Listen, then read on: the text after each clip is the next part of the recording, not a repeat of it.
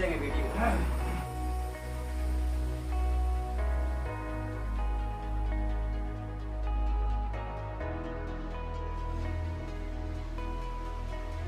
हाथ बदलेंगे हालात, ब्लॉक स्तरीय मासिक बैठक 2 जुलाई को की गई है और पूरे गांव के गणमान्य लोग हैं इकट्ठे हुए थे। पूर्व निगम पार्षद हमारे साथ है, इस वक्त हम मौजूद है वार्ड नंबर 4 में। और आइए पूछते हैं कि ये ब्लॉक स्तरीय बैठक जो की गई है, क्या रूपरेखा, क्या रणनीति बनाई जा रही है, क्या कहना चाहेंगे? आपका बहुत बहुत स्वागत है। 2 बार आपको जिम्मेदारी मिली है और अब पता नहीं पार्टी आपको क्या जिम्मेदारी देगी, वो पार्टी का मामला है। लेकिन आज की जो ब्लॉक स्तरीय बैठक की गई है, किस उद्देश्य से की गई? आज की जो ब्लॉक की हमारी जो मीटिंग रखी थी, वो उसका उद्देश्य था कि हम सब आपस में मिलें और अपने विचार रखें और जो क्षेत्र की हमारी जो समस्याएं हैं उनका किस तरह से हम निवारण कर सकते हैं, साथ मिलके वो हम करें और अपनी पार्टी को कैसे मजबूत किया जाए और फिर से पार्टी को अपने उसी स्तर पर जहां पहले थी किस तरह से लाया जाए। इसलिए इस विषय पर हमारी ये मीटिंग रखी गई थी। एक मैं आपसे व्यक्तिगत बात करना चाहता हूँ। आम आदमी ने कहा था कि अगर आप हमें एमसीडी दे दें तो बहुत सारा बदलाव होगा जो आज तक नहीं हुआ। लेकिन अभी कुछ 1 घंटे या 10 मिनट की बारिश होती है तो बदलाव पूरी दिल्ली, क्या पूरा वर्ल्ड जानता है कि दिल्ली में क्या हाल हो जाता है। ऐसा क्यों होता है, क्या वजह है? आप 2 बार निगम पार्षद रहे हैं, क्यों नहीं होता समस्या का समाधान?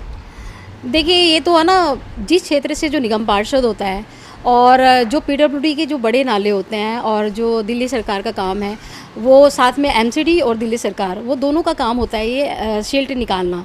बड़े नालों का काम होता है पीडब्ल्यूडी का निकालने का सिल्ट, तो वो उनको करना चाहिए और जो एमसीडी के छोटे नाले हैं वो उनको साफ़ करने चाहिए। तो ये, लेकिन मुझे जो लगता है वो अभी काम हुआ नहीं है और उस तरह से नहीं हुआ कि जो दिल्ली की जो गंदगी है, वो जो पानी जब बारिश होती है तो पानी आ जाता है सड़कों पे, तो वो हुआ नहीं है। तो ये हाँ, पार्षदों की कमी रही है इस विषय पे, बिल्कुल रही है। चलिए, खैर हम इस मुद्दे पे बात करते हैं। जो ब्लॉक स्तरीय बैठक है, आने वाले विधानसभा की शायद तैयारी तो नहीं चल रही कि आप हो सकता है चुनाव लड़े, ऐसा कुछ रूपरेखा बनाई जा रही है?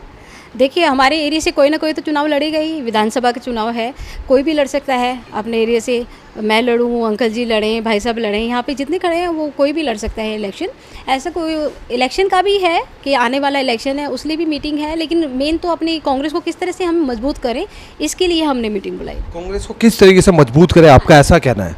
अगर विधानसभा के चुनाव होते हैं दिल्ली में, तो क्या लगता है आपको इस बार कांग्रेस विधानसभा में अपनी सरकार बनाएगी और क्यों बना सकती है, क्यों विश्वास करे जनता?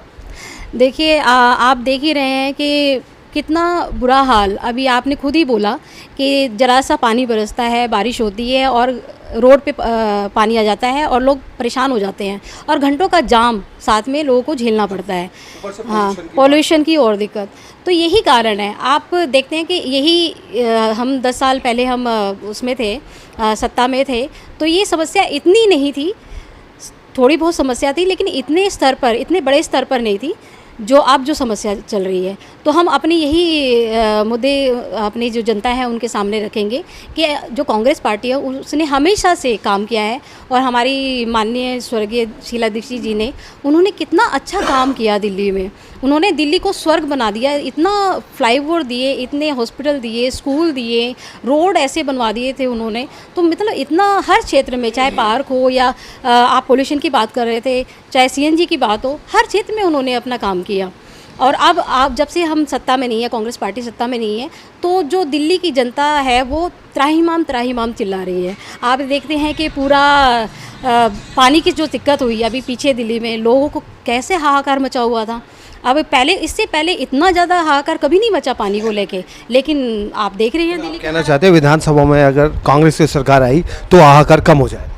बिल्कुल, मैं ये कहती हूँ कि अगर कांग्रेस की सरकार आती है, वो किसी न किसी तरह से अपना जनता को परेशान नहीं होने देती है, अपना काम करा लेती है।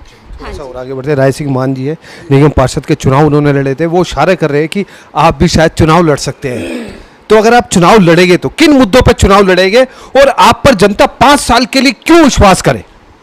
देखो, ऐसा तो नहीं है कि मैं चुनाव में लड़ूं या अरुणा लड़े या कोई और क्षेत्र से कोई और अच्छा कैंडिडेट निकल के आए।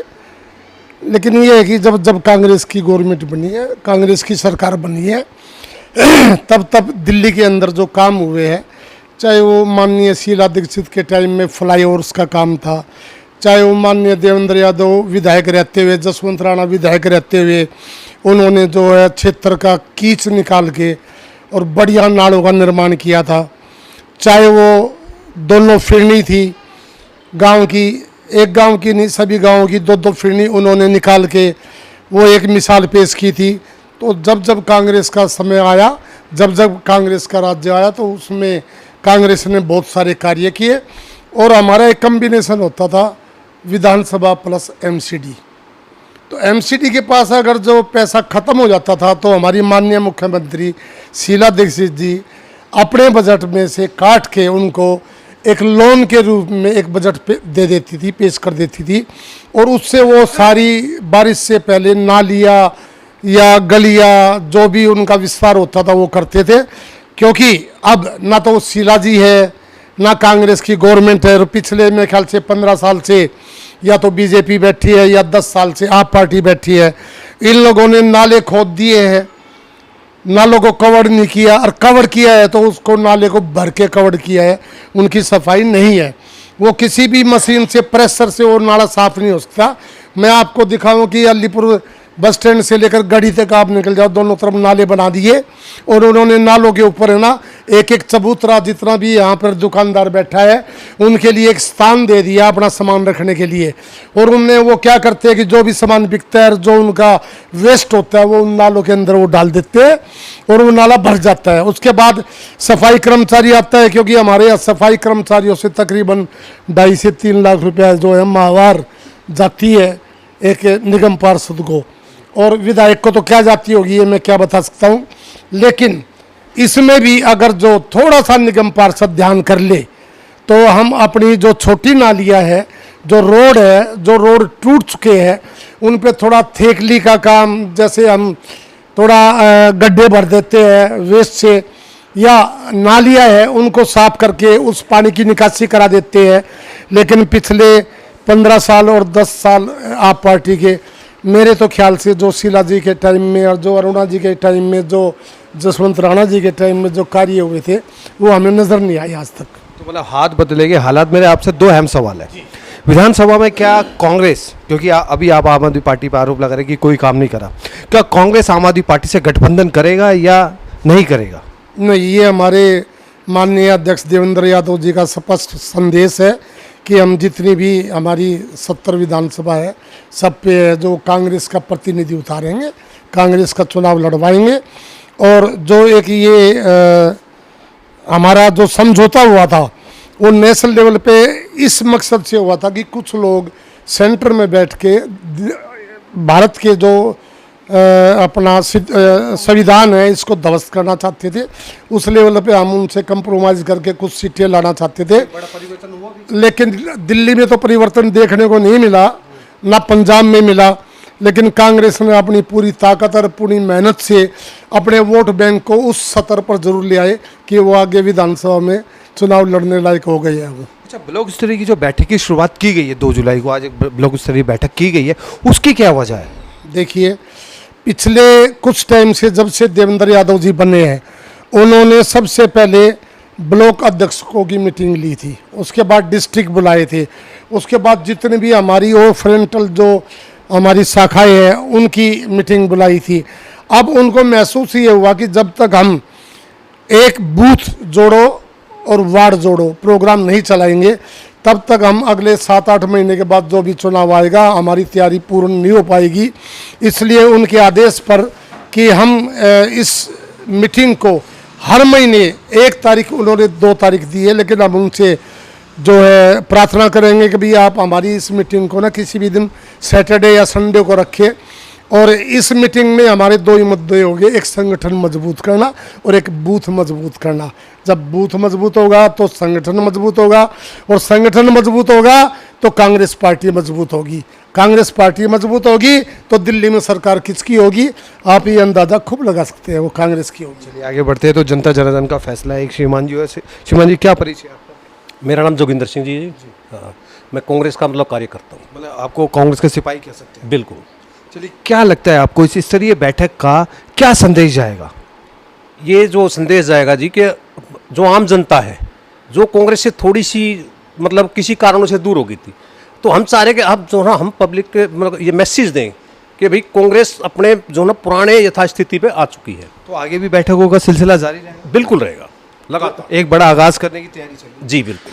चलिए, यूथ से क्या संदेश देना चाहते हैं, यूथ से क्या कहना चाहते हैं, खासतौर अपनी वार्ड की और विधानसभा की जनता से? यूथ को हम सिर्फ यही संदेश देना चाहेंगे कि यूथ को जो अब जो चल रहा है, जो बीजेपी की जो है ना कारस्तानी जो चल रही है, वो उसकी तरफ ध्यान दें, क्योंकि वहाँ सिर्फ एक धर्म का जो है ना दिखावा जो है उससे दूर हटके जो आम अपने हितों की बात करे उनकी तरफ ध्यान दें। एक श्रीमान जी और खड़े, लगता है कुछ विचार वो रखना चाहते हैं, चेहरे की मुस्कुराहट बता रही है कि इस स्तरीय बैठक से बड़ा खुश है आप। क्या विचार है आज आपके मन में? ऐसा जी बहुत अच्छी बात है, राय सिंह जी ने, बहन जी ने, ये मीटिंग बहुत सालों के बाद दिखी है और हम तो वो तो स्पष्ट बोलता हूँ मैं तो 7 महीने के बाद इलेक्शन है, उसकी तैयारी है, ठीक है जी। और हमारी सरकार कांग्रेस की बनेगी, काम होगी, विधायक कोई भी भाई को जी को टिकट मिलेंगे, सब उसके साथ हैं तन मन धन से। हालात बिल्कुल बदल देंगे जी। इसमें एक पॉइंट और मेरा रह गया था एक कि आदरणीय राहुल गांधी जी की जो ये यात्रा थी, 2 दफे उन्होंने यात्रा की भारत जोड़ो यात्रा, उसमें उनका जो ज़्यादातर प्रयास ये था कि गरीब, यूथ और महिला, तो उसमें जितने भी ये स्कैम हुए अभी, जो नीट का तो आपके सामने अभी ताज़ा है, लेकिन हर साल हर टर्म में, मैं आपको एक याद दिलाऊं, 2009 में एक 10 ग्रेड 2 का एग्ज़ाम हुआ था जो 14 में रिज़ल्ट आया, और 14 में रिज़ल्ट आने के बाद बहुत ही होनहार बच्चे थे, सारे पूरी दिल्ली के बच्चे थे, 408 बच्चे थे उसमें। तो वो इन्होंने क्या किया था, मनीष सिसोदिया जी ने और विजेंद्र गुप्ता है जो दोनों की मिली भगत से उन्होंने वो जो एग्ज़ाम था वो पहले इनको कैंसिल करने की कोशिश की, इन्होंने स्टे लेके पहले मुकदमा लड़ा, कैट से लड़ा, कैट से जीत गए, हाई कोर्ट से जीत गए, उसके बाद ये सुप्रीम कोर्ट में जाके उन बच्चों को फिर हरा गए। एक बच्चे ने 15 साल 20 साल जो सफ़र किया और जो अपनी तैयारी पे 10 ग्रेड 2 बनने के लिए बैठा हुआ था, तो उस चीज़ को रोकने के लिए आदरणीय राहुल गांधी जी ने, देवेंद्र यादव जी ने साथ चल के एक पूरे हिंदुस्तान में एक पैगाम देने की ये कोशिश की है कि आने वाले समय में, जो आने वाला समय होगा वो एक किसान का होगा, गरीब का होगा, युवा का होगा, महिलाओं का होगा और देश की प्रगति का होगा और देश के संविधान का होगा। ये नीट का जो मुद्दा है वो बड़ा गंभीर मुद्दा है, बच्चों का भविष्य उससे तय होता है और उसमें एक घोटाला हो जाता है तो बच्चों का मनोबल टूटता है। खैर, अब जो बैठक की गई है, आगे क्या रूपरेखा, क्या रणनीति बनती है, क्या वास्तविकता में दिल्ली में हालात बदलते हैं या नहीं बदलते, ये जनता का फैसला है। फिलहाल के लिए इतना ही। आप देख रहे हैं सच की रफ्तार, बने रहे, देखते रहे। कैमरामैन राजीव राज के साथ।